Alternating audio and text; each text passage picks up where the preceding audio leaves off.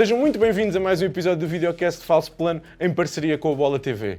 A emenda deste episódio será bastante vasta. Começamos com o Paris-Nice, o rescaldo de uma das maiores provas de uma semana do ano, que teve em Matteo Jorgensen no seu vencedor e que teve algum sabor agridoce, digamos assim, para as cores nacionais. Vamos até a Itália, para o terreno Adriático. Ainda vamos também ao Alfredo Binda, o primeiro grande momento do ciclismo feminino nesta temporada. E depois passamos a olhar para o futuro, para a Milan-San Remo, tanto na versão masculina como feminina. Uma corrida sempre entusiasmante e que é muito difícil de antever, mas nós vamos dar o nosso melhor. Eu sou Henrique Augusto, o estimado moderador deste podcast. Convido-vos, como sempre, a seguirem-nos em falsoplano.pt, no Twitter, no Instagram e agora também no Blue Sky. E passo a apresentar o meu muito nobre painel, Fábio Babau, hoje comigo. Olá, malta. E também Rogério Almeida. Olá, boa noite. Como se sentem neste novo espaço? Muito azul, estamos aqui falso plano por todo o lado. Confortável? Sabe muito bem, sabes? Parece que quando sentes que investem no ciclismo, é sempre uma coisa boa, porque o ciclismo português está a dar passos em frente, não apenas pela vertente dos atletas, mas também pela comunicação que se estende. Sim, e achas que o falso plano aguenta bem o vento, ou à semelhança dos outros atletas ciclistas portugueses têm algumas dificuldades? Eu acho que nós sabemos... Felizmente aqui não está vento, nós não temos sabemos risco de abanicos. Nós sabemos colocar-nos no pelotão, não vamos ficar cortados. Exatamente. Não é? Rogério, a semana passada gravámos em casa, até porque tínhamos o estabelecimento em obras, digamos assim. Sim. Também estás a gostar deste novo espaço para nós? Estou a gostar, sim senhor, um espaço mais clean, mais limpo e estamos preparados para avançar. Vamos às corridas então? Vamos às corridas. Então, começámos com o Paris-Nice.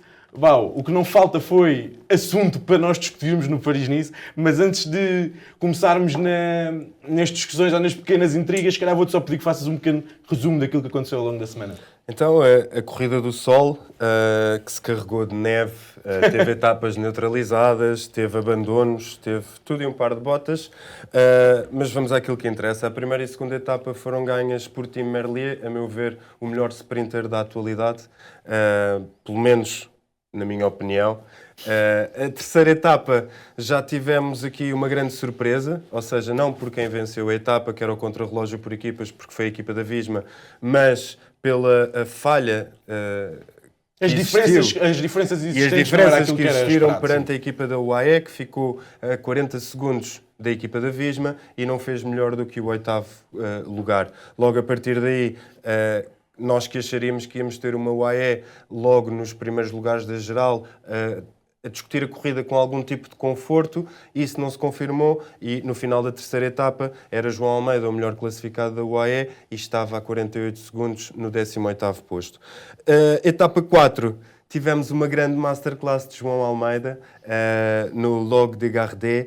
Basicamente, João Almeida foi mais forte que Vingegaard pela segunda vez este ano e deu aqui boas perspectivas para aquilo que podiam ser os dias seguintes. Quinta etapa, tivemos a primeira vitória de Lenny Martinez pelas cores da Bahrein. E que bela vitória. Uma grande vitória, um grande kick daquele miúdo que mais ninguém conseguiu responder. Portanto, chapeau para o Lenny Martinez, foi uma brilhante vitória aqui do francês. A etapa 6 começa com a infeliz notícia, porque nós nunca gostamos de abandonos, não é? E infelizmente foi Jonas Vingegaard, um dos principais favoritos a lutar pela geral, que abandonou a corrida, mas não foi por isso que a Visma abandonou a corrida. Antes pelo contrário. Antes pelo contrário, deu uma masterclass de posicionamento e de tática às outras equipas e uma delas foi a UAE, que no final desse dia foi das mais prejudicadas porque ficaram cortados nos abanicos e acabaram, neste caso, o João Almeida, que era o melhor classificado à geral, perdeu 2 minutos nesse dia, acabando assim quase que por hipotecar as suas hipóteses à geral. Já a etapa 7... tivemos, desculpa, só voltando aqui no final da etapa 6, foi vencida por Mads Pedersen, alguém que já nos vinha a mostrar que estava bem, mas a primeira e a segunda etapa, visto que ele não disputou o sprint na primeira e na segunda também não foi propriamente um disputar do sprint, deixou-nos aqui um bocadinho de incerteza, mas depois Mads Pedersen provou que não só estava bem, como estava em crescendo. O dinamarquês vem dando a sensação que cada vez é mais todo o terreno do que propriamente um sprinter, não é? Porque podemos dar aqui um pequeno spoiler, depois na etapa 7 e 8 teve um nível altíssimo na montanha, o que deixou-me embasbacado, foi se calhar a maior surpresa da semana, foi ver o nível a que teve Mads Pedersen. Exatamente, na etapa 7 basicamente Logo no início, muitos dos sprinters, que já é normal no Paris-Nice, abandonaram a corrida porque vinha aí muita dureza e montanhas, isto não era para eles. E tivemos também logo, a meio da corrida, sensivelmente, uma queda muito feia de Matthias Schialmose, que era também um dos principais corredores deste Paris-Nice e acabou por ser transportado para o hospital, não podendo assim concluir a prova. Esta etapa foi ganha pela fuga, chapou para Michael Storer, comprovar a grande forma que já trazia do troféu Languilha, em que fez top 3, e basicamente destacar... Entra no top 5 da geral também? Sim, e também destacar aqui novamente Mats Pedersen, que no fundo a etapa foi para a fuga, mas Mats Pedersen chega a Oron com os homens da geral. Portanto, este homem fez tudo e um par de botas e depois, na última etapa, em Nice, no único dia que existiu sol, não venceu a etapa, mas lutou pelo sprint intermédio e defendeu a camisola por pontos. A etapa foi ganha por Magnus Sheffield, que a 35 km saiu do pelotão, foi para a frente e depois mais ninguém o apanhou. Destacar apenas Jorgensen, que no fundo carregou a amarela e carregou a Visma às costas, e foi uma grande semana para o americano. Sem dúvida que foi um excelente dia para a América em terras francesas. Tiveram um vencedor em etapa e tiveram a confirmação do bis de Jorgensen. E se calhar vamos começar por Jorgensen, porque é inevitável, é o vencedor da prova. É inclusivamente repetido, não é? Já em 2024 tinha sido a sua primeira grande vitória em gerais e em 2025 repete a façanha. Como é que tu viste esta evolução do americano? A relação até com o Vingegaard logo no início, porque nós olhávamos para isto e dizíamos, ok, o Jorgensen é o vencedor em título, mas está cá o patrão. E quando o patrão está presente, as coisas não são bem da mesma maneira. Mas nós logo nos primeiros 2 dias, mesmo as etapas ao sprint, vimos o Jorgensen a disputar segundos de bonificação, ou seja, a provar pelo menos ao que vinha e a mostrar que a ideia não era meramente trabalhar para Vingegaard, certamente, não é?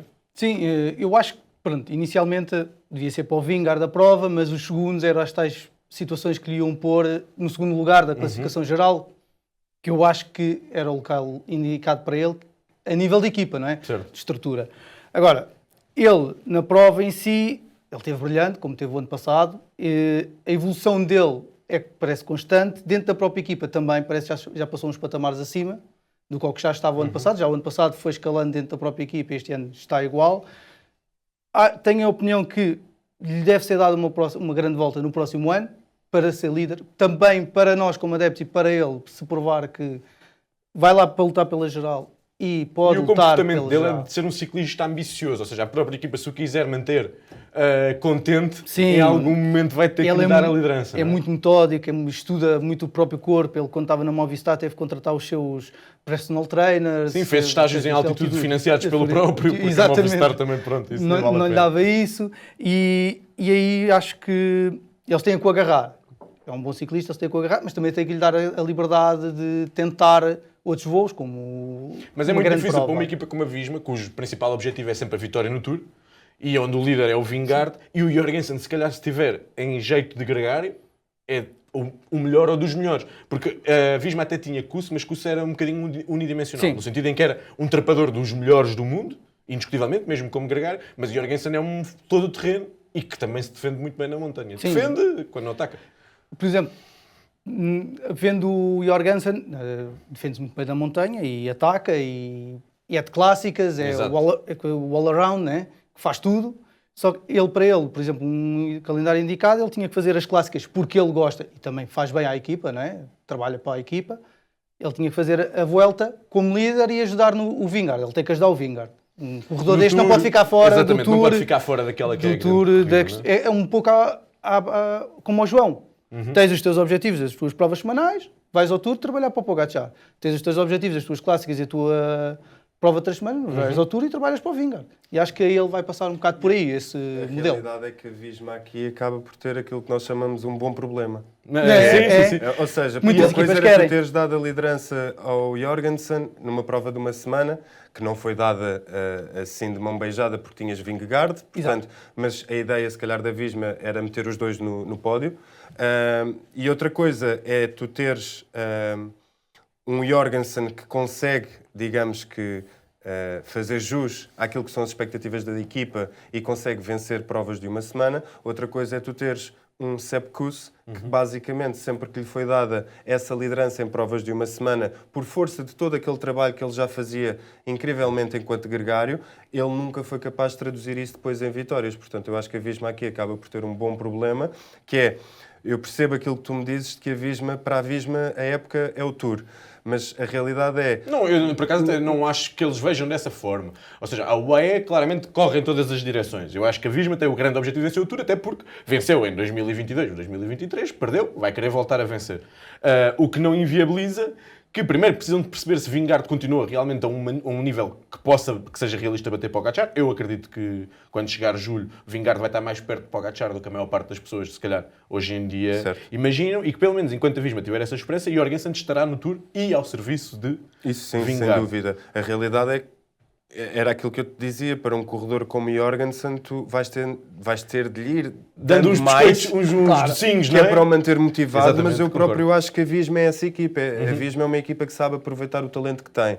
E sem dúvida que Jorgensen E é uma equipa que já lidou com vários líderes, não é? E nós já vimos na Visma uma coisa interessante que foi, ok, não há espaço, tu olhas para esta equipa, se calhar não há espaço para o Jorgensen. Também não havia para o Vingegaard. Só quando tu és bom, o espaço aparece, não é? Crias espaço. Quando o tem que Vingegaard criar. aparece, mas há o Roglic. Está bem, mas depois deixou de haver porque foi o que foi. E eles até já tiveram esta experiência de ter os dois líderes. O ano que ganham as 3 grandes voltas. O Roglic vai à Volta à Itália vencer e depois vence com o Vingegaard e depois a Volta é aquele que toda a gente sabe que fizeram o pódio inteiro. E eu acho que o Jorgensen está a caminhar para ocupar um bocadinho esse espaço. A meu ver, ainda precisa de provar um bocadinho mais na alta montanha, mas também não teve muitas oportunidades de o fazer. E o ano passado no Tour, quando teve que se apresentar, apresentou-se bem, por isso não tenho grandes razões para desconfiar de que ele não estará também aí a um bom nível. Falando um bocadinho mais do Vingegaard, o Vingegaard, ok, não me pareceu muito satisfeito a mim, na minha opinião, quando na entrevista a seguir ao contrarrelógio coletivo, quando o Jorgensen diz que o cenário perfeito é ele revalidar o título, e no dia a seguir, na etapa que depois até vence o João, e a verdade é que ele tem o colega de amarela e ataca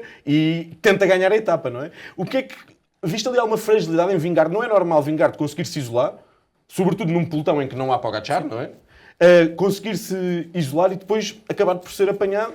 E tu vês na face, nas expressões do dinamarquês, que aquele último quilómetro foi muito doloroso para ele. Foi dramático e lá está. Eu acho que ele não estava à espera de rebentar antes do final. E muito menos estava à espera que o João Almeida viesse por ali afora com aquela energia toda ainda guardada. E a realidade foi que aquele ataque de Vingegaard não é, digamos que, um ataque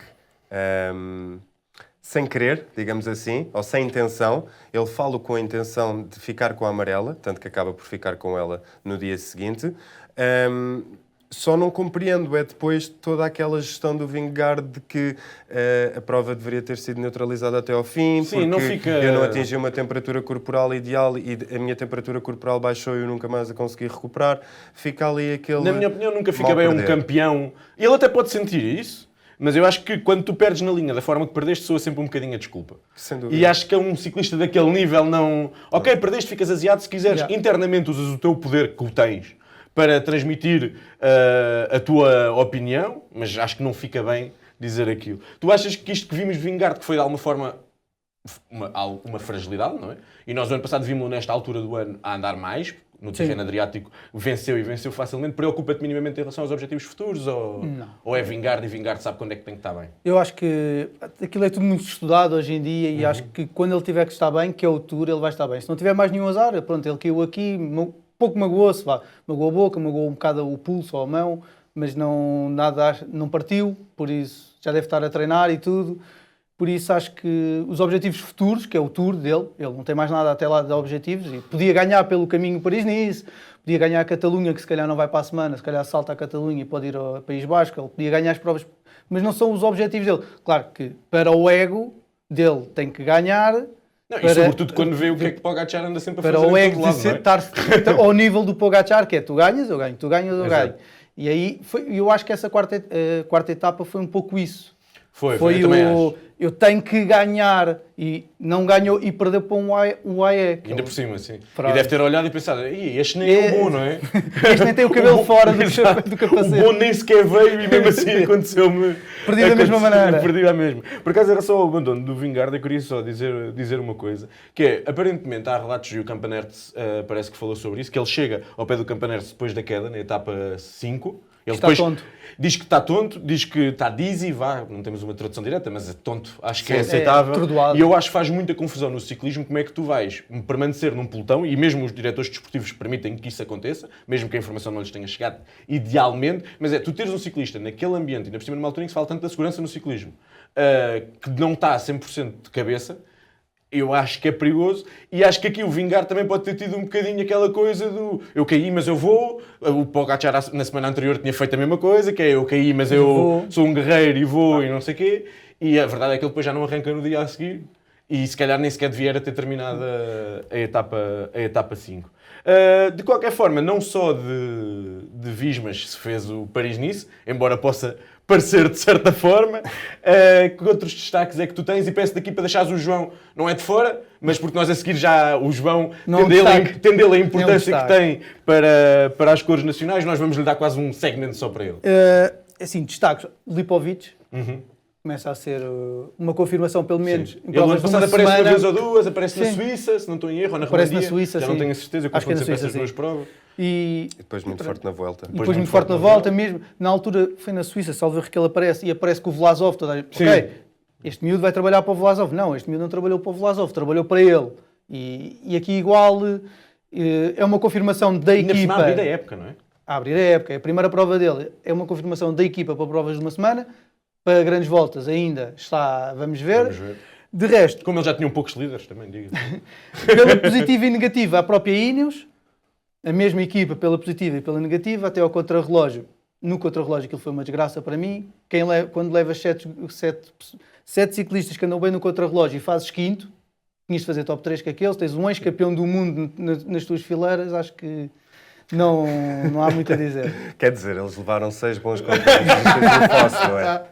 E o Fosse, Era o Fosse. Era 6 e o Fosse. Que é o ex-campeão do mundo Que é o contrarrelógio. ex-campeão do mundo. Não, tem um ex e tem um futuro, não é? O Darling não anda mais 10 anos nisto sem ser campeão do mundo contra Pois o relógio, não. acho eu. Eu acho que sim. A sério? Eu acho que sim. Eu acho que ele vai Uau. ser aquele que vai bater nas paredes. Isto é um estás a ver? hot take. Isto é um hot Aquele take. vai O bater Darling nas tem paredes. 20 anos e já fez pódio. E já viste ele andar há 15 anos nisto e bater sempre na parede. Não desejo isso a ninguém, nem ao Darling. Pela negativa essa parte e pela positiva, com Arasman, Arnold fecha pódio e temos que, obviamente, Gente, mandar um beijinho para o Pratas, lá para casa, parabéns. Ele nem é assim tão mau sempre. Magnus Sheffield, sim. Surpreende muito o Arasman. O Magnus Sheffield surpreendeu completamente de chegar a este nível. Eu não estava à espera do que ele fez, principalmente hoje. Andou ao ataque, venceu a etapa, sobe... E eu queria destacar aí a abordagem da Ineos. Não é só os resultados, porque eles metem 3 ciclistas no top 10, mas a Ineos tinha aquela fama de correr de forma muito conservadora. Uma Ineos E ofensiva. esta semana, tiveram a semana toda, sempre que havia montanha, ao ataque, lançaram o Fosse com o Tarling num dia, hoje foi o tempo todo ao ataque, embora tivessem Arensman na terceira posição e até podiam adotar já uma posição De defesa. defensiva, não, foi Eles outra atacaram vez. a corrida. Sheffield para a frente, o Arensman também chegou a andar ao ataque. O Arasman também tentou o segundo Exatamente. lugar, porque ele chegou a atacar. O próprio Sheffield disse que teve muita pena de não poder lutar até ao final pela geral porque teve um dia mau. Pronto. No fundo, teres um dia mau, consegues hipotecar logo ali É a provas de geral. uma semana ainda por cima. Mas é sim, muito sim. difícil. Mas depois, lá está, estes últimos 2 dias esteve muito forte e esta confirmação da sua primeira vitória no World Tour foi a prova disso. E teres o Fosse ao ataque é algo que leva o nível da Ineos este ano para cima, não é? Sim, e é uma série de locomotivas que, se trabalharem todos neste sentido, é uma equipa muito forte. Ou seja, nós não temos sempre que olhar para a Ineos sob os olhos do que eles eram em 2020. Eles continuam a ter uma equipa bastante competente e acaba por quase parecer que foi. Ou seja, eles perdem Pidcock, perdem Narvaez, tinham sido as estrelas da temporada passada, e acaba quase por parecer subtração por adição. Isto acho que é o contrário, adição por subtração. Sim. Sim, e também estava a esquecer que também não falámos no início, mas também Santiago Buitrago também estava a fazer Sim. uma arrancada de temporada Muito bem. brutal, Abandonou. também acabou por abandonar. Não, é porque é importante dizer, este Paris-Nice foi corrido, apesar de ser a corrida para o sol, foi corrido sob um dilúvio, quase Sim, sempre todos a os chover, dias, muito sempre a mau chover, tempo, muito frio, perigoso, temperaturas etapas negativas. interrompidas, chegadas com neve, Sim. e efetivamente foi a corrida para o sol, porque só no último dia Sim. é que houve sol. Mas a lógica é essa, não é? Não é corrida no sol, Sim, é corrida exatamente, é para, corrida o sol, para o sol, porque exatamente. nisso está sol. Continuando, pela positiva, a Astana, Eu nem vou dizer que é o chapoção, o terrada. É tudo que anda com aquela tudo que anda com camisola. uma bicicleta. Daquelas Betiol na Milan-San-Remo para a Daquelas semana. chinesas. Apontem todos aí. Está assinhado. Betiol para a semana Milan-San-Remo, até choram. O protocolo de bater com a cabeça. Mais negativas. Romeu. Sim. Estava à espera de mais do miúdo. Um bocadinho dos dois da Movistar. Isto é daquelas coisas. Estava à espera de que o miúdo tem 21 anos, ok? Claro. Mas estava à espera de mais. Ele arrancou foi a época tão bem que nós já estávamos É isso, naquela, é isso. vamos embora. Ok, ele vai fazer top 6 no Paris-Nice e brilhar e dar muitos pontos no Fantasy. E se calhar isso é que ainda não era suposto, não é? Ainda é cedo. É isso. Mais. E acho que estamos bem. Storer acaba por fazer... Ele já falou do Storer aí, Exatamente. mas ele já falou do Storer. Porque a Tudor continua a fazer uma boa época. À semelhança, depois já vamos falar um bocadinho mais à frente da Uno X também. Da Q36,5. Ou seja, estas equipas pró-continentais a darem muito trabalho e acaba por conseguir fechar aqui top 5, que também é muito bom. Vamos então aqui às intrigazinhas ou à polémica, como quiserem. Tivemos João Almeida quase no céu e depois no inferno, ou pelo menos aquilo caótico estava. Não foi um inferno, também não vamos tão longe. Mas eu queria começar pelo lado positivo, porque aquilo que nós vimos do João na quarta etapa, que ele vence, e vence a Vingegaard, e nós já temos aqui a falar sobre quem é Vingegaard. E não vence só a Vingegaard, vence a Vingegaard e aos outros todos. Sendo que Vingegaard ataca cedo e João vem a rebocar aquela forma estranha dele de correr, a rebocar o grupo de 10 ou de 15, para manter Vingegaard ali na mira, e depois nos últimos 500 metros mostra uma explosividade que nós já tínhamos visto na Foia, mas que eu pelo menos fiquei naquela, isto se calhar foi uma vez, estava muito bem, alguma coisa na corrida. Agora, nós vermos isto 2 vezes em um mês, No mesmo tipo o de mesmo etapa. tipo de etapa, o kick dele, em etapas até foi 6 km a 7%, uma coisa assim, não é o tipo de montanhas que costumam ser as montanhas do João, é uma coisa que me deixou muito otimista em relação não só às pernas dele, mas como a uma certa diferença, uma variação no mindset e na forma de correr. Como é que tu viste essa vitória, Bal? Basicamente, aquilo que nós tivemos aqui no Paris-Nice foi o consumar daquilo que ele tentou fazer na Foia e não conseguiu, porque não pôde. acabou por não conseguir vencer, porque tinha o colega de equipa na frente. E aqui, de facto, ele foi o primeiro. É uma grande mudança de mindset tu chegares ali aos últimos 500 metros e mandares um kick, que era algo que o João não fazia anteriormente, excepto se estivesse a lutar juntamente com mais alguém na linha de meta. Sim. E ele aí mostrava que tinha o kick, já fez com Bernal anteriormente. Já fez na Catalunha, em Burgos. Pronto. Aqui a diferença deste João, e eu acho que é muito boa, é o ciclismo ao longo do ano não se fazem apenas de montanhas com grande distância. Aliás, isso quase só se faz nas 2 voltas, não é? Exatamente, e o João necessita, para estas voltas de uma semana, também de ter este kick, esta explosividade que nunca tínhamos visto. Nós até já tínhamos visto sprints, como estávamos a falar há bocadinho, mas este aqui, o que ele fez aqui na Foia não são bem sprints, são 500, 600, 700 metros, ou seja, é ele a puxar um bocadinho para trás aquilo que é o kick dele. Mas depois tem aquele momento irritante que é tu percebes, tu olhas para o fim da etapa e pensas, ele estava claramente mais forte que os outros. Porque ele vem a rebocar o grupo, ele dá a cara ao vento, é ele que fecha o espaço para Vingegaard e depois ainda tem a capacidade de dar o kick. A maior parte dos ciclistas, tanto ou mais forte que os adversários, o que é que eles tinham feito? 3 km do fim, ou um bocadinho depois do ataque do Vingegaard, tinham arrancado eles também, e o João acaba por parecer não ter essa capacidade, mas mesmo assim eu acho que isto são muito bons sinais em relação ao que nós víamos anteriormente a nível das pernas e da explosividade, que era um dos pontos que nós sempre apontámos ao João, a explosividade no fim das provas. Sim, no fim, ele, como ele disse, e para o sprint nós já vimos isso no primeiro giro dele, ele foi àqueles sprints, mas é os sprints finais. Isto aqui eu não sei, essa explosividade ele se calhar também tinha a 3 km, só que ele se calhar não tem aquela recuperação rápida para continuar a puxar para acompanhar o Vingegaard. Se calhar o Vingegaard, se ele tivesse ido atrás do Vingegaard, se calhar ele tinha arrebentado porque não conseguia recuperar depois da explosão. Mas eu também não sei até quando é que não há aqui um lado psicológico, ele tem sempre muito medo também, não é? De rebentar. Ou se calhar ele conhece, e atenção, o resultado, a verdade é que ele ganhou, não é? Eu acho que hoje em dia é tudo muito estudado. Exato. E acho que ele conhece e sabe que se fizesse um arranque a 3 km, calhar não, aos 2,5 ele não, aos 2,5 não, a 1,5 ele já não ia ter força para acompanhar. E a questão é, eu acho que estes sucessos que ele teve na Foia e agora no Paris-Nice também lhe vão dar mais confiança para ele, se calhar, da próxima vez já ataca a 1 km. Por exemplo. A outra a seguir a 1,5. Porque isso. aquele período em que ele está a rebocar todos os rivais dele na roda é onde ele está a perder o espaço que ele podia fazer de maior diferença derivado das pernas conquistadas. Essa é a certeza que eu quero ter no futuro, que é O João já nos mostrou que é capaz de não voltar a olhar para trás e perseguir quem estiver à frente, mas ainda não nos mostrou a versão de arrancar ele primeiro e não olhar mais para trás. Exatamente. Sem ter ninguém à frente. Mas eu estou otimista e eu acho que aquilo que ele tem vindo a mostrar a nível de capacidade física e de explosividade são muito bons sinais em relação àquilo que nós conhecíamos do João e deu-nos uma grande imagem. Aquela imagem dele a gritar com os braços abertos e com o Vingard atrás dele no plano ainda de cabeça baixa. É o Vingard, não é? Não é um rapaz qualquer. Não ficou satisfeito. Exatamente. Ele bateu 2 vezes o Vingard este ano. Mas a outra como não ganhou, e uma coisa é o Algarve, outra coisa é o Paris-Nice, não é? Mesmo assim, são coisas ainda com alguma dimensão Continua a ser o diferente. Vingard na mesma prova. Exatamente. Pronto. Exato. Mas o Vingard não estava tão bem lá. O João também estava mais atrás da Exato, forma dele. claro que sim, Por claro isso, continua a bater o Vingard 2 vezes. Agora, em relação ao que vem um País Basco que é o jeito deste tipo Exatamente. de João. Quando nós olhámos no início do ano, pensámos, País Basco? Mas agora, olhando para este nível de explosividade... É este tipo de João Exatamente. que lá quer ver agora. Agora já o quer. Eu, na altura até acho que disse que mais valia ele tirar o País Basco e pôr a Catalunha. Mas Sim. agora eu quero ver Agora lá quero este. ver. Agora Então quero é ver lá assim, este João. então agora tens explosividade, então olha lá. Agora quero ir lá ver este Vamos João, ver. exatamente. Agora ainda um bocadinho para o lado menos bom, que foi o facto de o João, pela terceira vez esta temporada, encontra-se numa posição em que parece poder disputar a vitória final. Ou seja, na Valenciana chegou a tarde amarela e acaba por perder por mau posicionamento, ou pelo menos por não conseguir disputar a vitória com o Buitrago na última etapa por mau posicionamento.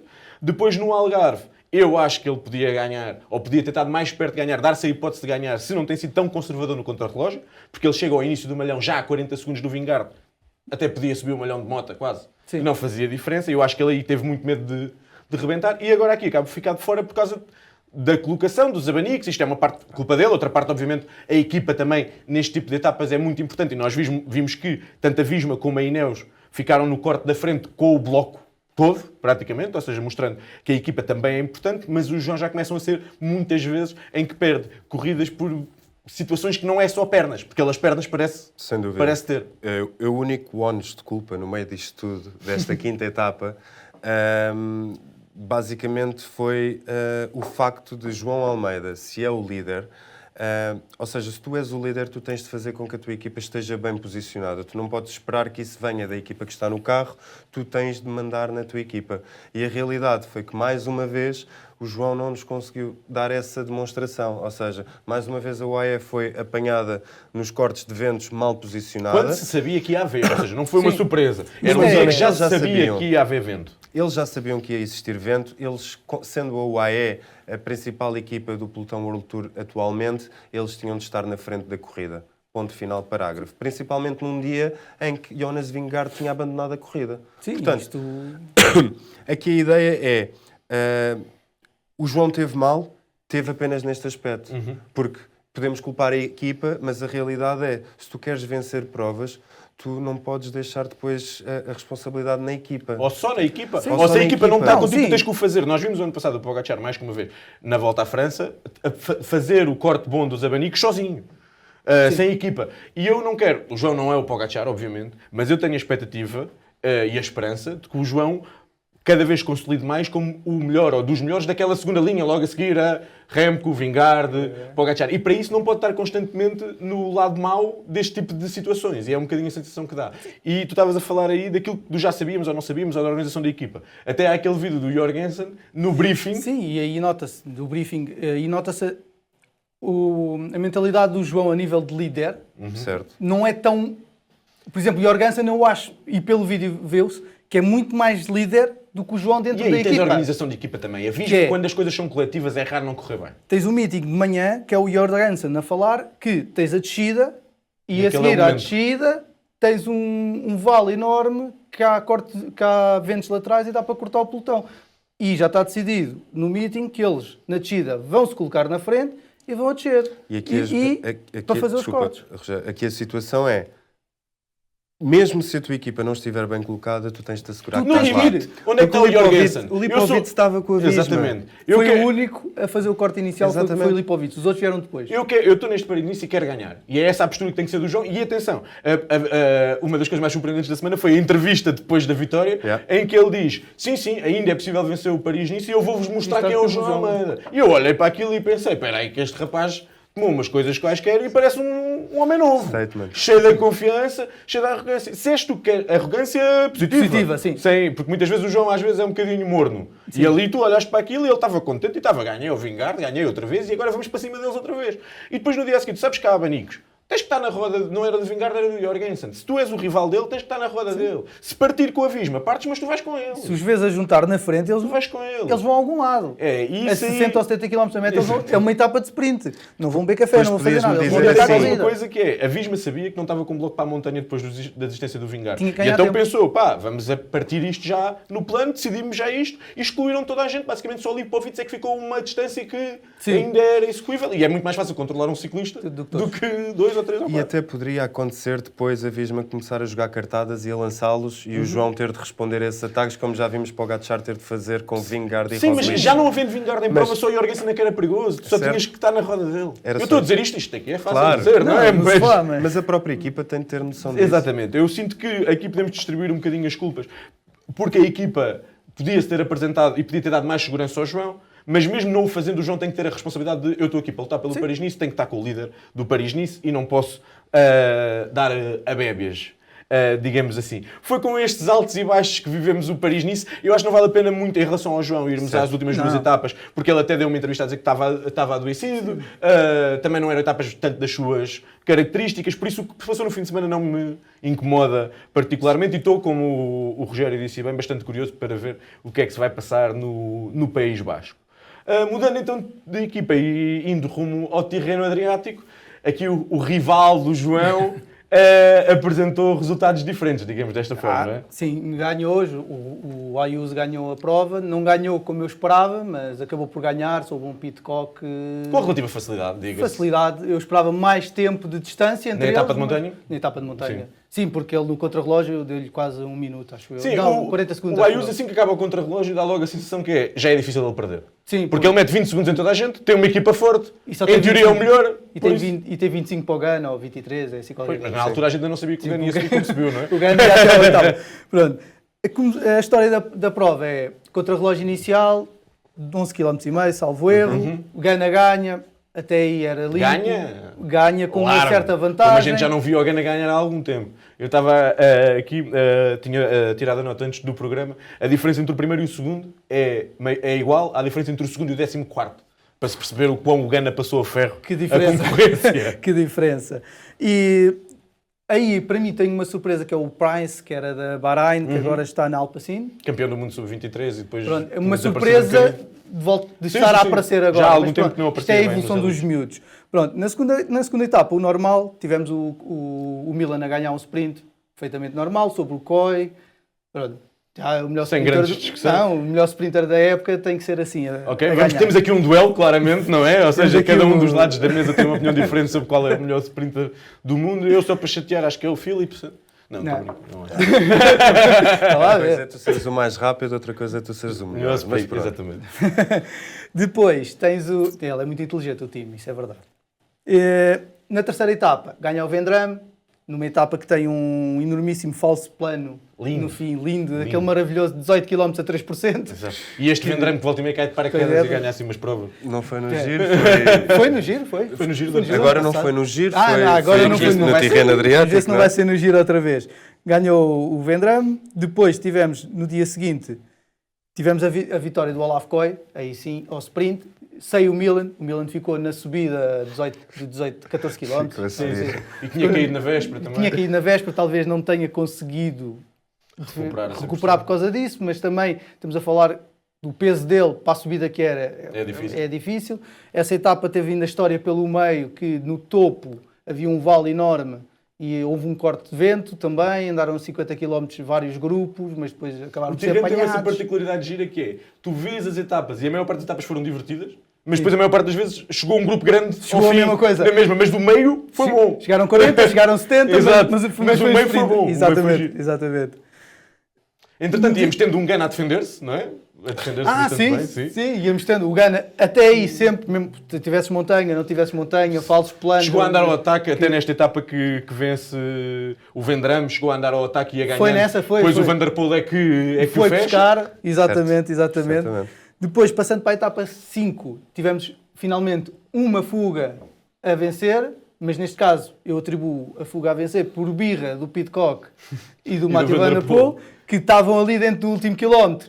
O Pidcock olha para o Van Der Poel olha para o Pidcock e vamos lá, não vamos? Eu não vou porque não te levo a ti. O Pidcock não queria levar nada. Eu acho que o que eles estavam a pensar é assim, se nós os dois fechamos o espaço, depois sabem o que é que acontece? Ganha o Vendram. Não, ganha o Vendram outra vez, ou ganha o Ganna. Ou ganha o Ganna. Ganha o Ganna. Não, o Ganna não podia ser, teve um problema mecânico. Mas podia ganhar, eles não sabiam. Sim, eles não sabiam, sim, é verdade.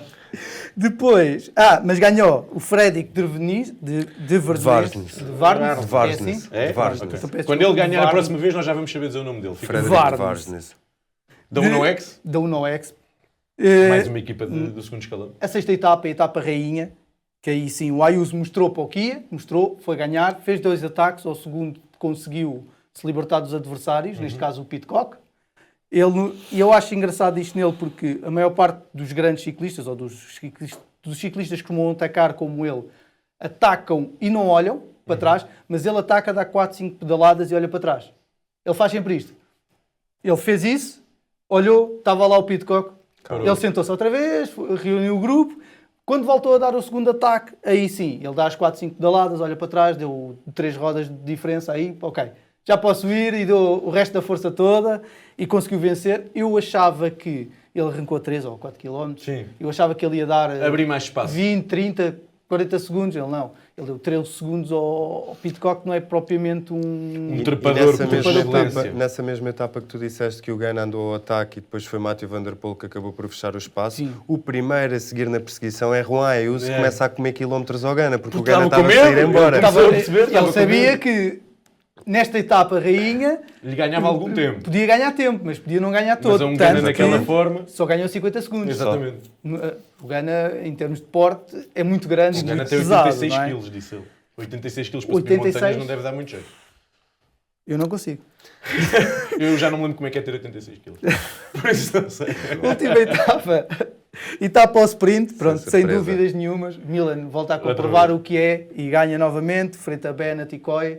E assim fica feita o terreno adiático. O pódio final acaba por ser Ayuso a vencer de forma autoritária. Ganna, super surpresa. Foi buscar hoje segundos. Hoje, porque ontem ficou em terceiro. Ele tinha ficado um segundo atrás do Hoje foi vencer o sprint ao Milan. Com a ajuda do Milan. Exatamente. Que para mim o Milan ajudou. Estava a controlar o Tiberi.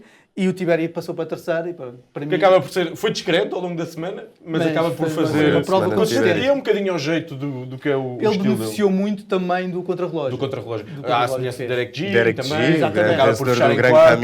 O Pidcock teve muito melhor, por exemplo. Tudo para malta geral, que está a caminho do giro, não é? Exatamente. E falando aqui um bocadinho... Vou-te fazer aqui 2 perguntas em passo mais apressado, mas primeiro, isto era o que quem tem a fé...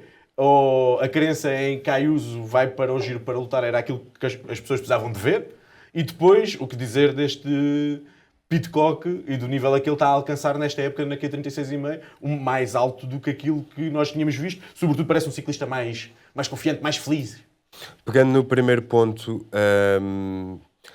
lá está, o Ayuso já nos tinha vindo a provar, não era, para mim, a meu ver, não era necessário agora vencer o terreno adriático para eu achar que ele ia estar bem no giro, até porque há corredores diferentes, há formas de preparação diferentes, mas sem dúvida que tu teres o teu corredor líder para aquela que vai ser a primeira grande volta do ano, vencer naquela primeira liderança e numa prova em que ano, estão quase todos aqueles que vão ser os adversários dele, no giro, falta Roglic, o grande... Até o Adam estava lá. Até o Adam estava lá. A realidade foi que, sem dúvida, que acaba por descansar todos aqueles que são os torcedores da Ayuso e, neste caso, a UAE, dando aqui boas perspectivas para aquilo que vai ser. Porque ele está muito vencedor, ou seja, não foi só aqui, não é? Ele já vinha de 2 vitórias em clássicas, está a fazer um início de época muito forte. Eu acho que o UAE está a fazer aqui um calendário do Ayuso com pinças, sabes? Que é para...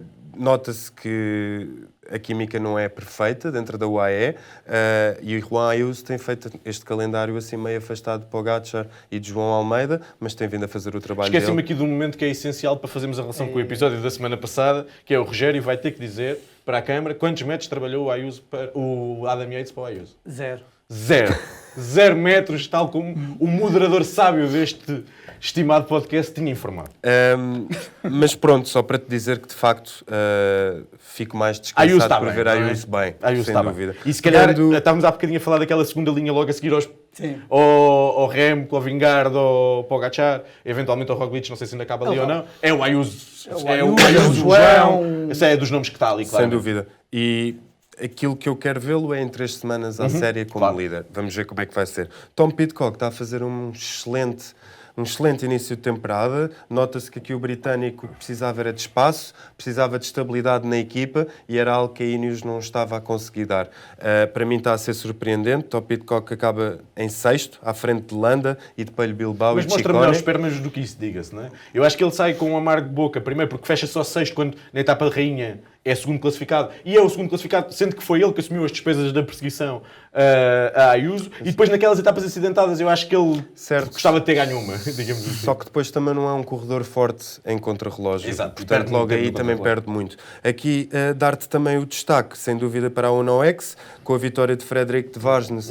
Quase que garantiu aqui, achamos nós, o convite que ainda não teve para o giro deste ano. As atribuições deste ano vai ser um espetáculo. Eles não têm espaço, eles já estão a pedir mais uma, Já estão a pedir. que é para um extra, que é para conseguirem colocar mais equipas, mas sem dúvida, sendo a UNOX uma equipa de cariz muito ofensivo, de luta por etapas, é no fundo isso que a organização As quer. corridas são melhores com a UNOX presente, porque tem ciclistas. Eles já tinham esta Atacantes. abordagem e agora têm esta abordagem só com ciclistas melhores. Por isso, Sem a dúvida. corrida acaba por ser. E dou-te o enriquecida. último destaque, a fechar o top 10, Matia Cataneu, que andou desaparecido no Algarve e durante esta semana no Estamos a fazer terreno. um destaque ao Cataneu. Desculpa, porque eu levei-o na Fantasy no Ah, Algarve pronto, e aquilo então foi está um buraco justificado. e o homem, desde o E agora está primeiro ao chateado com último ele. dia, andou sempre ao ataque. Ele andou sempre ali na luta. Portanto, desculpem.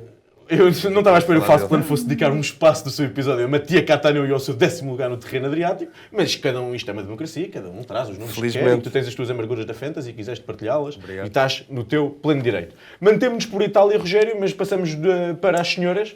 O troféu Alfredo Binda decorreu este domingo, o primeiro grande momento do ciclismo feminino, um monumento até. Um monumento. Um monumento. Conta-nos um bocadinho do que é esta prova e de como é que ela se desenrolou. Esta prova é uma clássica, é uma prova de um dia, o género de uma clássica é considerado um monumento para as senhoras, para a prova das mulheres, que já existe desde 74, 75, 76, por aí. Das provas mais antigas do Mais calendário antigas feminino. do calendário feminino, já teve grandes vencedoras, dá para todo o tipo de ciclistas, todo tipo, pronto, sprintas puras que não passam montanhas, vá ao topos, não. Mas panchas... Tirando isso, um bocadinho ao jeito da Milão Sanremo. ou- Sim, é isso, é mais ou Exatamente. menos por aí, da Milão Sanremo dos homens, e este ano também já vai haver nas mulheres. A história da corrida, eu esperava mais, até porque tinha mais uma volta ao circuito final, esperava com mais trepadoras como a Demi, como a Longo, Borghini, em prova, como a Puck Pearson, não é trepadora, mas é super atacante, tivesse uma prova muito mais atacante e não foi isso que aconteceu. Deixaram tudo para a última volta e meia, mais ou menos. Ainda por cima, já tinham feito isso em anos anteriores e o resultado já tinha sido o Do mesmo. mesmo, exatamente. Eles não E aprenderam. quando tem a Bálsamo, a Elisa Bálsamo em prova ou a Mariano Voz em prova, tu tens que Ou endureces tens a que sério, atacar. ou vais ter que lhes ganhar ao Ou- sprint, e e quando não lhes tentas ganhas. ganhar ao sprint, Não vais vais ganhar. A realidade foi que quando se mete aquele grupo na frente, deu logo ali a sensação que Demi, Puck Peters e Tens Demi, Elisa. Borghini, nenhuma queria ficar no pódio Ninguém- final. ninguém- Queriam ganhar. vencer. Exatamente. Ou ganhamos ou não ficamos contigo. E a realidade foi que tu tens até ali um momento já quase a entrar no último quilómetro final, em que a Demi está a puxar essas duas mais a Smulders e percebe que a Smulders deixa de trabalhar. E depois a Puck Peters ainda tinha, a meu ver, a Puck Peters era a mais forte hoje, e se fosse para as três, se fosse com as três, Para a linha. com as outras duas para a linha, Ela a ganhava. meu ver, teria ganho. E a realidade foi que eu acho que a própria Demi sabia isso e também não a quis levar. Depois o resto foi história. A Lisa Balsam chega de vinda do além e aquilo parecia um sprint em cicloturismo. Tipo, Ah pá, que fecha sétima ainda. certo? Estava forte, estava Super forte. Estava muito Pronto, forte. E Dar- o pódio fica Bálsamo, Elisa Bálsamo, Blanca Vaz e Cat Ferguson, esta miúda de 19 anos, que é um prodígio inglês. Para quem não é conhecia brutal. ainda, nós já falámos dela aqui É no isso que eu ia False dizer, Play. sim, nós já conhecia é falámos porque dela. não houve false play. Porque, Mas temos sempre gente nova a Sim, chegar, claro. nunca sabes que É muito bom. Passamos então dos rescaldos, exatamente, dos rescaldos para as antevisões, mas mantemos-nos em França e vamos nos manter com as senhoras Itália. em Itália. Correu bem esta transição, não foi? Mantemos-nos em Itália e mantemos-nos com o feminino. Temos pela primeira vez a primeira edição da Milan-Sanremo Don. Milan-Sanremo Don, que vai este ano ter 156 km e Um final semelhante ao dos homens. um final semelhante ao dos homens, com a passagem na Cipressa e no pódio, o que, a meu ver, deixa aqui muitas possibilidades, porque se olharmos, temos uma SD Works que leva Lotto Kopecky, que, a meu ver, é a favorita a ganhar esta prova, a parte, se calhar, de Elisa Longo Borghini, que são Nem sequer duas teve no corredoras troféu muito Alfredo fortes. Binda, nem sequer teve no Home Loop, está all-in para a Milan-Sanremo. E a realidade é que a SD Works leva aqui uma versão Alpacine dos homens para a prova, porque leva Lorena Wibbs para sprint, Que é o Philipsen. e leva Lotto Kopecky, que é o Mathieu Van Der Poel. Eu acho só que o pódio para as mulheres é capaz de ser um bocadinho mais puxado do que para os homens, portanto, a meu ver, eu duvido que uma sprinter chegue até à decisão final. Tu concordas com esta visão que uma Marianne Vos, uma Lorena Wibbs, uma Elisa Balsam, isto pode ser demasiado duro para elas? Para a Vibes, sim. Para a Wibbs, sim? Eu acho que a Vibes pode fechar top 10, mas já é naquele segundo grupo, ao fim Sim, de exatamente. 6, 7 ciclistas. Eu acho que a meteram aqui por causa daquilo que ela fez no Waya Tour. Porque Certo. também Atenção. disseram que ela... Se conseguir defender minimamente nas montanhas. Ela defende-se minimamente, ela sobe, não é uma Charlotte Cool, que é só sprints planos, ela consegue subir. Tanto que ela foi campeã europeia numa subida.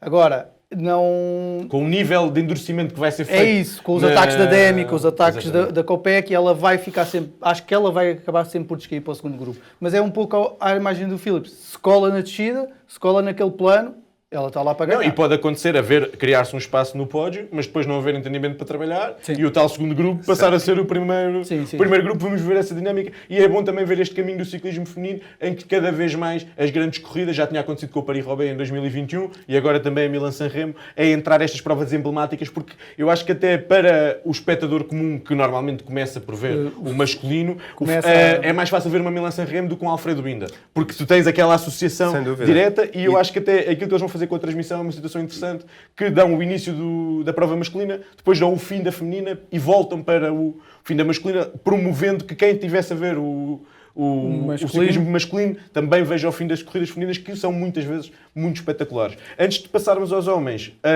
vencer, vitória, como é que é? Lotto Kopecky. Lotto Kopecky, Marianne Vos. Marianne Vos, eu vou com Demi Vollering. Nenhum de nós arriscou muito, mas ao menos temos 3 nomes diferentes. Já dá para alguma ousadia. E eu, por default, eu aposto mais ou menos sempre na Vollering. Ou seja, nem olho bem para o percurso. Não é bom Acho por mais ou menos default. sempre que ela ganha. É pelo crush que tu tens pela Vollering. Desculpem. Passamos ao masculino. No masculino, podemos olhar para isto numa perspectiva Pogačar versus Mathieu Van Der Poel, porque são teoricamente os dois ciclistas mais fortes, mas a verdade é que os outsiders, os que seriam os outsiders, estão a fazer uma aproximação à Milan-Sanremo muito forte. Ou seja, Filippo Ganna teve ótimo, Pidcock tem estado muito bem, Mats Pedersen tem estado muito bem. Rogério, como é que tu achas que vai funcionar esta dinâmica? Acho que essa dinâmica de que estavas a falar, eu só concordo com 50%, os outros 50% não concordo. Mesmo assim concordamos mais do que é costume. Sim. Concordo que Mathieu Van Der Poel, sim, pode ganhar, e eu concordo que Pogačar vai levar esta para o fim da carreira, nunca vai ganhar Milan-Sanremo. Tudo o que seja dizer que o Sim. Pogačar nunca vai ganhar alguma coisa faz-me arrepios, mas, Vai mas ser é verdade, assim. pode acontecer. Já que estamos a arrumar Pogačar, porque não conta, o Rogério Não diz que conta. não conta, só te quero perguntar, ele vai perder, ok? Ele Mas vai-se tentar mandar na Cipressa já este ano ou ainda não? Não, Ainda não? acho que não. Só se levar Pedersen e Mathieu Van Der Poel é que vale a pena. Com fazer ele iam isso. os 3 Eles- motores a puxar o resto Exatamente. do tempo todo. Isso é que era uma Sozinhos- Milan-Sanremo que nós nunca vimos, não é? Pronto, exatamente. Se sozinho, acho que ele nunca vai conseguir, por assim dizer, não é? Pode já chegar este ano e fazer, só que acho que ele sozinho não consegue fazer aquele espaço todo, porque vai ter sempre treques, Alpacine, tudo a puxar Não é atrás. duro o suficiente, não é? Exatamente. O problema disso. E tu achas que a UAE vai voltar a fazer a estratégia dos últimos anos ou vai tentar inverter um bocadinho? Ou seja, a UAE normalmente tem feito a Cipressa A atacar o mais mas rápido depois ele possível. perde toda a gente e não tem Exatamente. ninguém. Eu acho que ele este ano vai guardar 3, 4 ciclistas, vai ter ali um quarto ciclista só para puxar no plano, vai chegar e tentar ao fazer o pódio. pódio a arrebentar com os outros 3 e naquele último pedaço tentar abrir o espaço suficiente. E se eu concordo que a UAE vai endurecer a corrida e que vai haver um momento no pódio onde vai ser o momento decisivo, que vai ser o ataque de Pogačar ou de Mathieu Van Der Poel, tu concordas com esta visão, Bau? E se sim, neste momento, quem é que pode seguir e o que é que vai acontecer? Eu até sou capaz de concordar com a tua parte do ataque de Pogačar no pódio. A meu ver, se Mathieu Van Der Poel ataca no pódio é na descida e não na subida.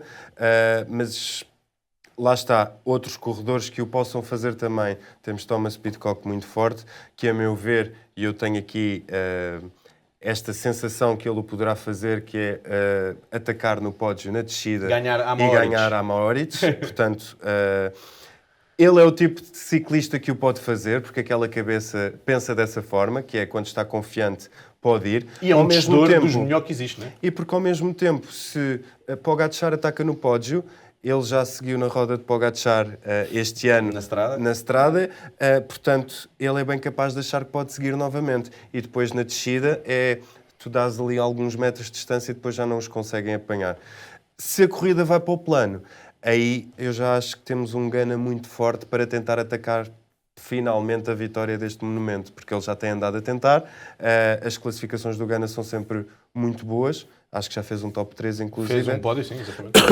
Portanto, com a forma com que ele está, não deixaria de descartar termos, por exemplo, estes cinco como agora falámos, ou seja, Mathieu Van Der Poel, Tadej Pogačar, Mats Pedersen, Tom Pidcock e Filippo Ganna. São alguns dos nomes que eu levo como favoritos.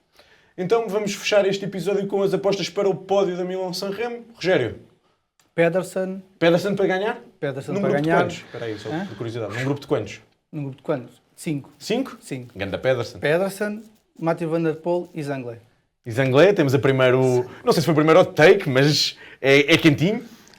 Uau. Para mim é Tom Pidcock, Mathieu Van Der Poel, Filippo Ganna. Eu tenho muita vontade de apostar no Pidcock, mas como tu já cobriste essa possibilidade, Desculpa. eu vou apostar em Mathieu Van Der Poel. Okay.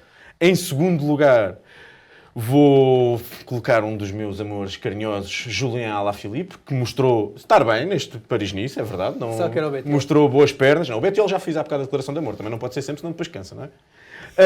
E em terceira posição vou pôr o Wesley Matthews, que vai continuar... O Wesley Matthews. Wesley É da Matthews. NBA este, Michael Matthews, que vai continuar... Sou Wesley. Michael Matthews, que vai continuar a bater na trave na Milan-San Remo e vai vencer o sprint num segundo Só não grupo. falei do Matthews porque não sei em que forma é que ele está. Eu gostei de o ver no contrarrelógio por equipas. por e equipas, foi só isto. Mas estava bem. E temos que terminar. Sim, acho obrigado. só estranho nós não acharmos que o Pogačar vai ganhar, não o metemos no pódio, O Pogačar mas não deve pode ser a ganhar única sempre. prova, E não é? eu até, Não, surpresa. E eu até gosto que haja algo que o Pogačar não pode ganhar, que é para não perdermos um bocado aquela magia, não é? Se ele chega a todo lado e ganha sempre, não tem graça. Também é interessante que não falámos de Philipsen, vencedor em título. Falámos, tu falaste. Eu falei, mas falei muito pouco e eu acho que este ano Mathieu Van Der Poel não lhe vai deixar a prova. Eu acho por que o ele. pódio vai ser mais atacado e por isso vai ser mais difícil Filipe sentar na roda. Mas assim termina mais um episódio do videocast Falso Plano. Voltamos a encontrar-nos depois para o rescaldo da Milan-San Remo e para ver se acertámos em alguma coisa. Isto é sempre arriscado. Dar-vos mais uma vez a nota para nos seguirem em falsoplano.pt no Twitter, onde somos particularmente ativos, e também no Instagram. Voltaremos a encontrar-nos. Até lá. Um abraço.